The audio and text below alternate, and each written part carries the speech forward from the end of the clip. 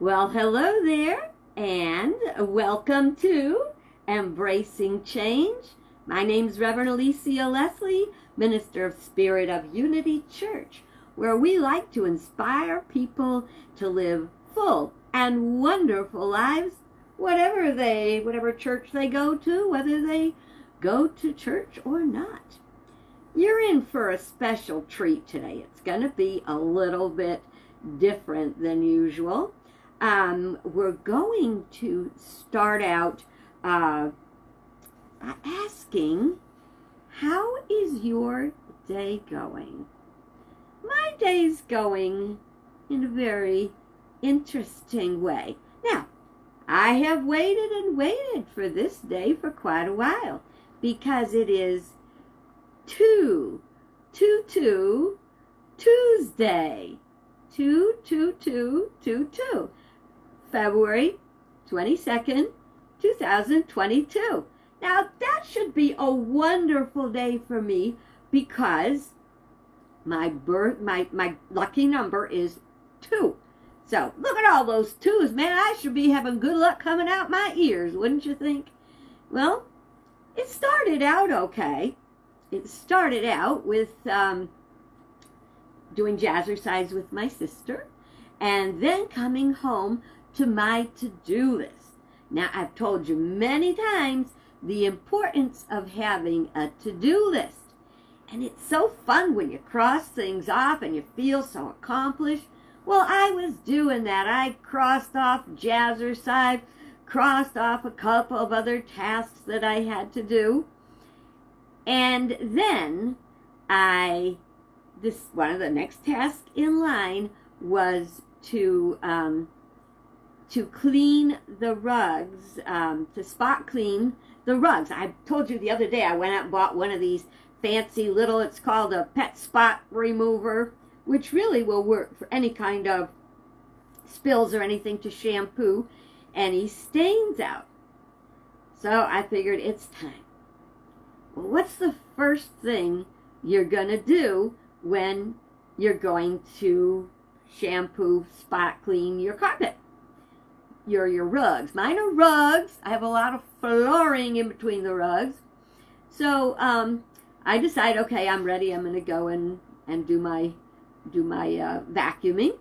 And I started vacuuming, and all of a sudden, something wasn't right.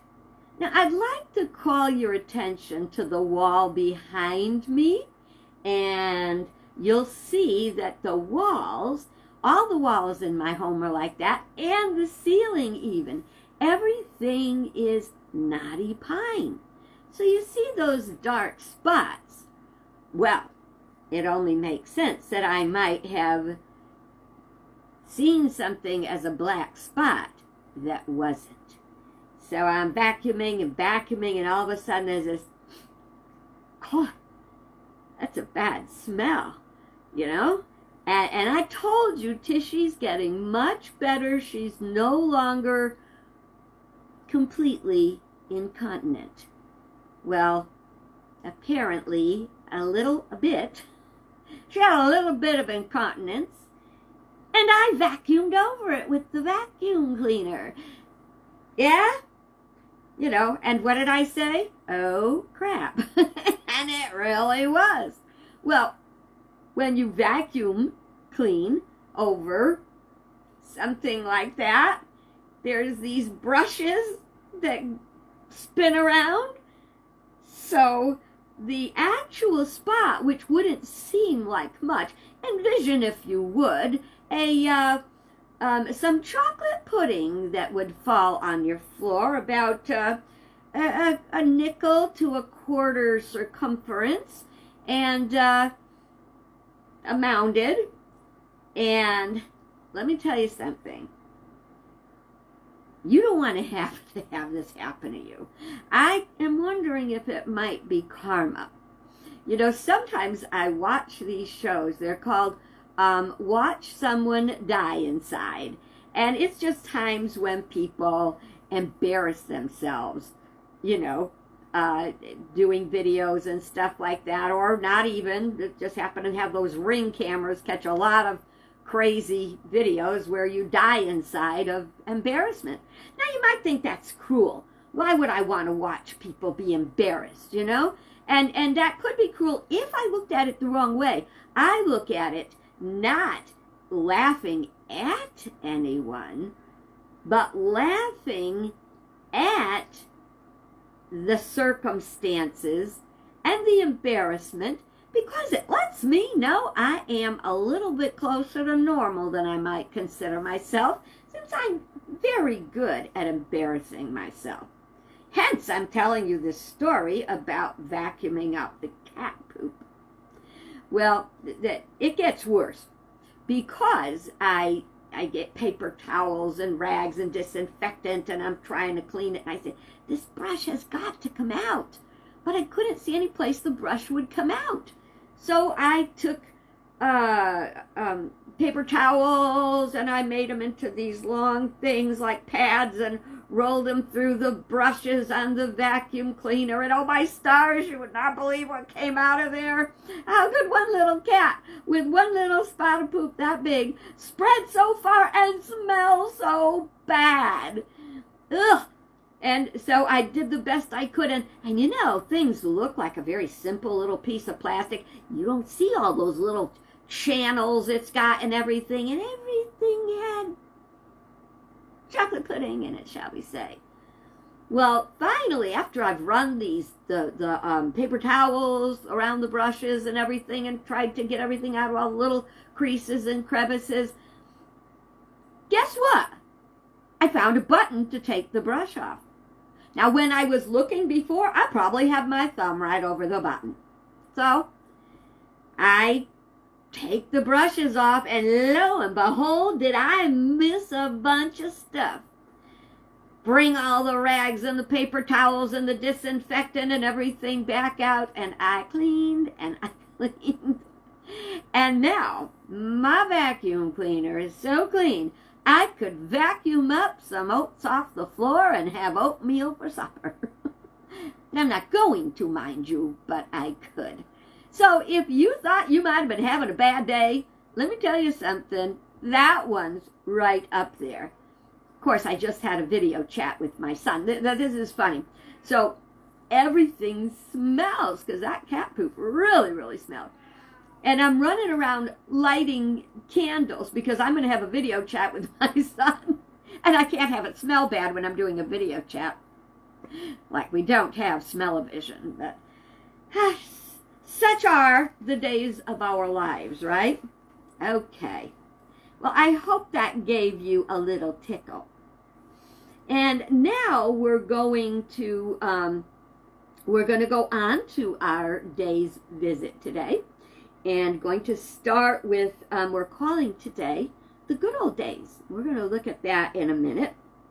But we want to look first at the national days. And the first national day we want to talk about is National Supermarket Employee Day. You gotta hand it to them. They were out there all through the pandemic. They've been doing such a job, showing up, taking care of customers, risking their lives. Who would think a supermarket employee would be risking his life to go to work? But we do, and even when it's just normal days, they're the ones that have to take care of clean up on aisle 4 and stuff like that.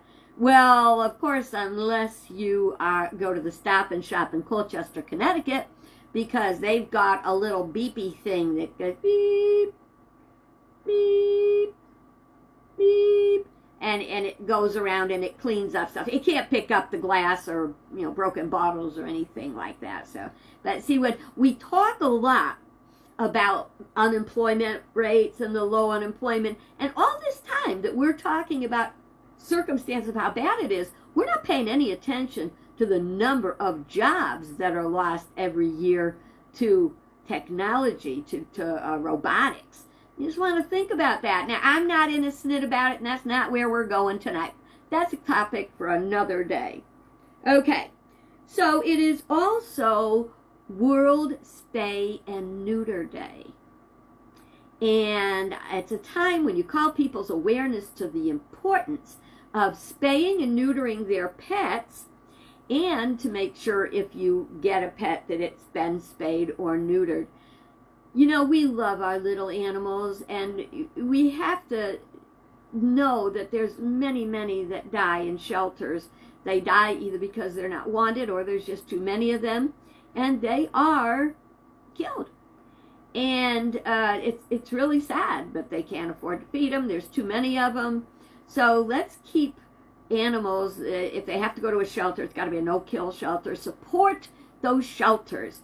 Donate. You know, it doesn't matter whether you have a pet or not. You can donate to a pet shelter. You can donate to the people that are doing the work to make sure all of our pets have homes and are neutered and spayed.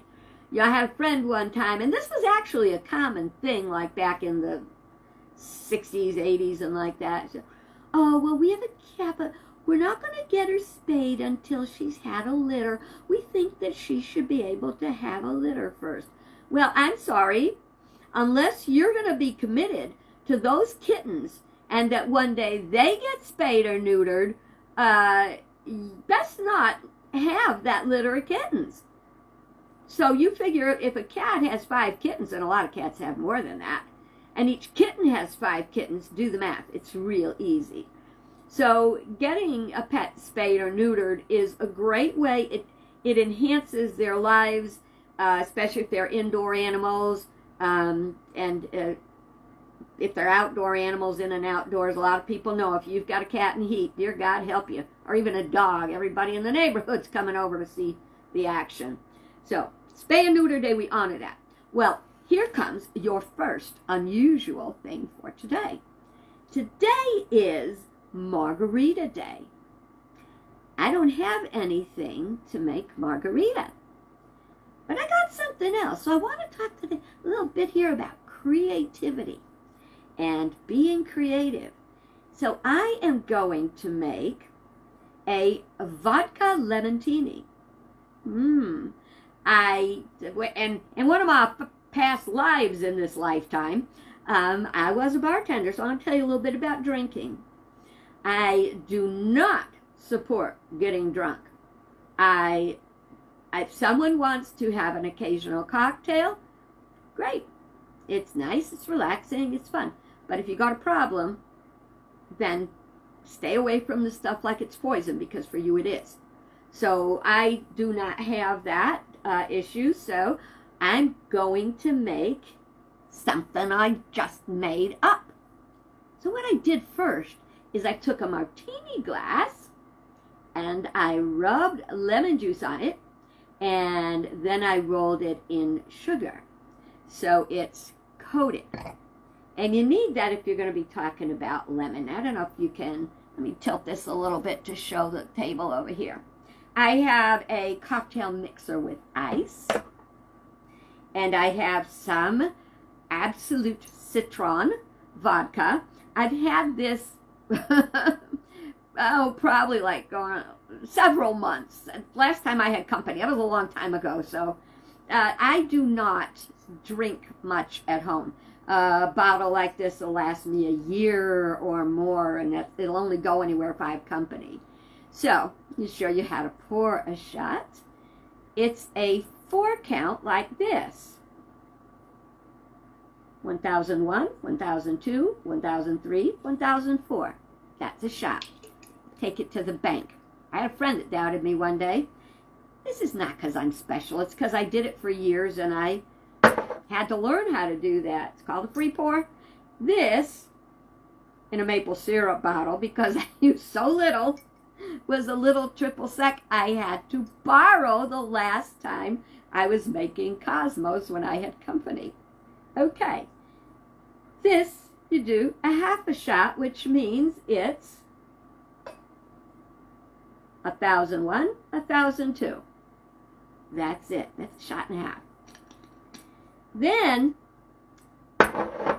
because it's lemon, I'm going to put in a half of fresh lemon juice. Now, here's something a lot of people don't know how these work. It's a lemon squeezer. And when I first got it, I thought what you did was put this here and squeeze. That's not what you do at all. I had to learn from them when I went to Mexico.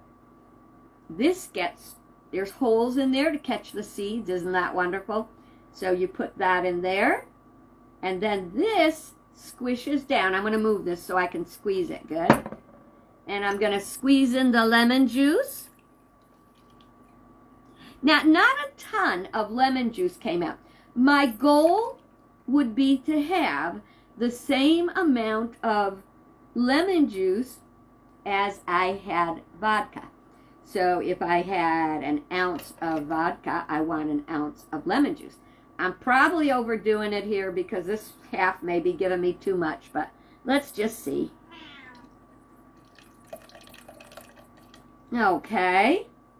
So I got the vodka, I got the triple sec, I got the lemon juice, I got ice, I got my glass, and so I'm going to mix it. And so you shake the heck out of it. That's because you don't want the ice. You just want it to chill the stuff. You don't want it to. Who knew you were going to get a bartending lesson tonight? And then you're a minister and you do bartending.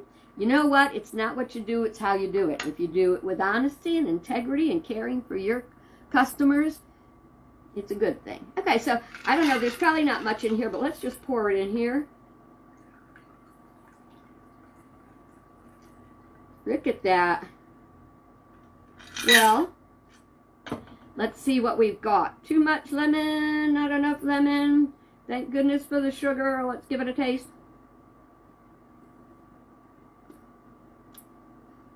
Oh my God, this is very good. Very nice. Okay. I hope I didn't offend anybody with that. Not everybody thinks the same way. So if you are completely anti-alcohol, I try to remind people that Jesus made wine out of water. So, okay, so that takes care of our National Day calendar. So now I want to talk about the good old days. I'll tell you a story about what happened today online. I was online and a friend posted, I got to get back into my computer, posted this little saying, and it says, if you were raised on bologna, drank Pepsi, played in the dirt, got your butt spanked, had 3 TV channels, and had an outside antenna, school started with the pledge, had a bedtime, rode in the back of a pickup truck, recorded songs from the radio using a cassette tapes, drank from a hose, played in the creek, and said sir and ma'am, and you still turned out okay, say amen. I remember a lot of that stuff. I was there. I did drink from a hose. I did not ride in the back of a pickup truck that I can remember. But I may have, because everybody did in those days. There's a lot of stuff that wasn't there, like if your car was parked in the driveway with the keys in it and your house was never locked. That was a part of my life when I was a kid. Well, what happened was a lot of people were posting and saying, amen, amen.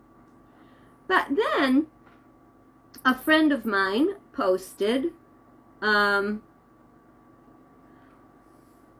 is the point if these nostalgic posts about the good old days, what's the point about these posts about the good old days? For many people, especially the marginalized like LGBT, Black immigrants, they were designed of horror.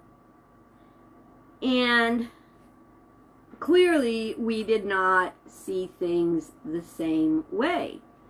Because the way I saw it, it was that anybody can drink from a hose, and just about anybody did. We drank out of the creek. We didn't just play in it, because in those days it was safe. We, the back of the pickup truck, I was never a fan of that.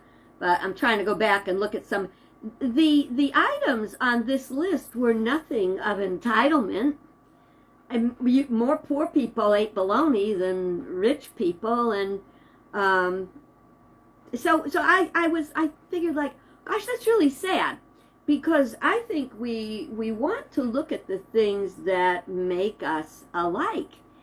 And I think that regardless of the items that were mentioned, the LGBT, the black, yeah, they might not have had quality lives, but each one of us was born with a desire to be loved, to be accepted, to have food and clothing and shelter, and to be safe.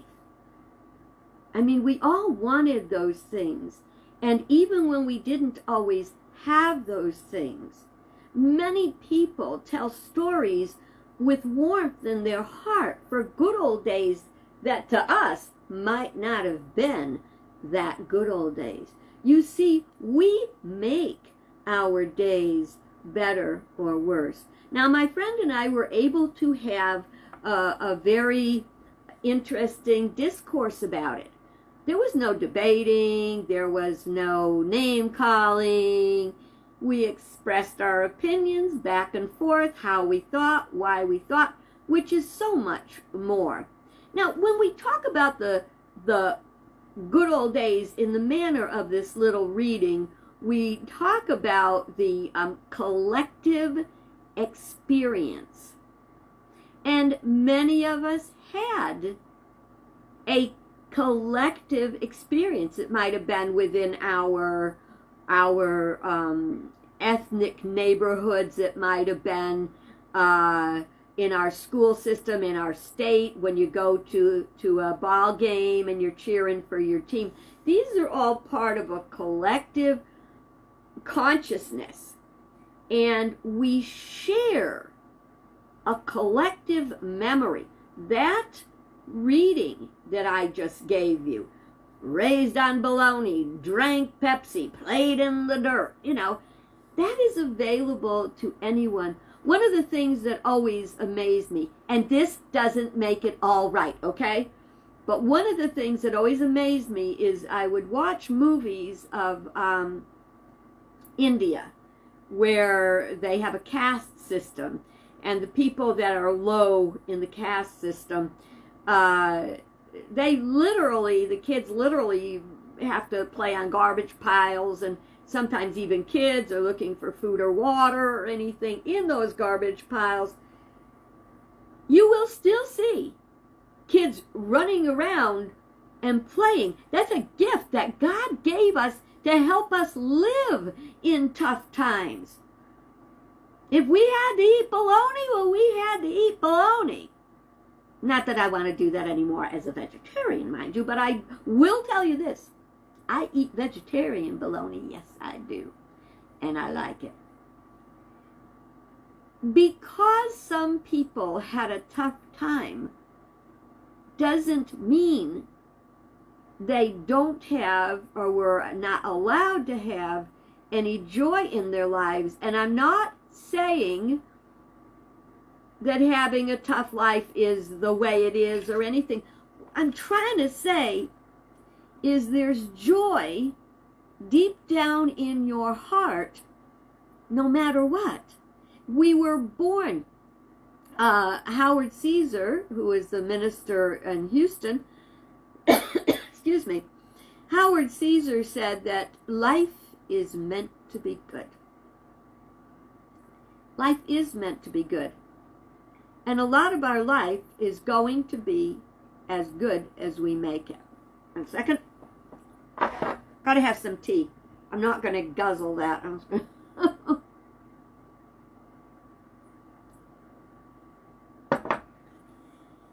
So, I'd like you to think sometime about your collective memories, about the memories of your high school group. There's so many things. I told you I've been watching Cobra Kai. That is full of collective memories. They're being expressed in the form of the television program. And each each one of us will watch it and get that nostalgia. It can be looked at two ways. You can whine about, those were the good old days and they are no more. Excuse me. Or you can revel in them and say, oh, that was so wonderful. Because we do make our own world. And what a wonderful thought that we can work together. Unity's mission statement is to create a world that works for all. Now, when we say creative, we don't say, we're special, we know how to do this and you don't. What we say is we want to live in a way that will inspire others to joy. We will tell people stories about trying to vacuum up cat poop. If it's going to give you a smile, if it's going to make your day better, it works for me. We have been too touchy too long. We've been too divided too long. We've looked down on each other's or looked up at each other's that maybe we shouldn't be looking up at because we are equal. I so invite you to think about our collective memories, because the collective memories that we can take the good from and bring it into the future. Nothing excites me more than seeing my kids do something positive that they got from me. Or I think I told you around Christmas time, my grandson called me to tell me that he and his wife were going to see the Christmas Carol play, that we had done that when he was a kid, and he loved it so much and he wanted to share it. You see, we take the joy, we live the joy, we share the joy, and the joy is taken on beyond us. You know, let's pretend what I don't believe, that there's nothing after this life, that when you leave, you're gone. But still, you go on in the memories and the nostalgia you plant, not only in your family members, in your community, the people that get to know you, the people that see you on the street and say hi, or, you know, those are the things. We create this beautiful thing. And we have to remember there was a song back in the day that is now somebody's good old days, and that was called These Are the Good Old Days. And we create tomorrow's nostalgia today. And if we want to see it and we can say, man, I remember, you know, the things I remember that really moved my soul? And because they moved my soul, and because we share so many like gifts from spirit, that the divine ideas, life is meant to be good, we strive for happiness and comfort and loving each other. We strive for unity and not division. Okay? So we move toward that. I remember the day that they had Hands Across America, and that was for homeless people. It was like an event where people stood and held hands all across the United States. It was a certain time, a certain place. Now, I had to go to work that day, and so I actually kind of had to drive through them because I had to go to work that day. You can't block the road. But, you know, as I went past, and the line was on this side, and the line was on that side, and I'm, yay, you know, cheering everybody on. I want more of that. I get great nostalgia from listening to the music, folk music of the 60s and the 70s. Oh, my stars, it was so wonderful. And I'll tell you something, for me it's nostalgia. If you're significantly younger and you listen to that, you will feel the eternal stirring of the truth and hope in the words of the songs. And that's a fact. I'll see if I missed anything. Oh, yeah, our positive and negative experiences are scaled to our circumstances. So, although we are a collective consciousness, there are people who were way, way wealthier than I was that might not see this little reading as something they enjoy because that was not their life. That doesn't mean we're not still all a part of a greater whole. Just like our liver does not have the same life experience as our kidneys, which do not have the same life experience as our heart. But together, they keep us functioning. So, just try to enjoy. When you look back, don't look at it as a time that can never be again. Look at it as what am I thinking of? Building blocks, materials to build a better life for tomorrow.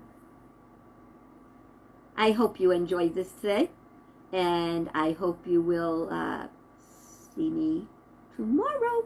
Already that's going to be hump day already tomorrow. My goodness gracious. Well, God bless you. Good. Bye-bye.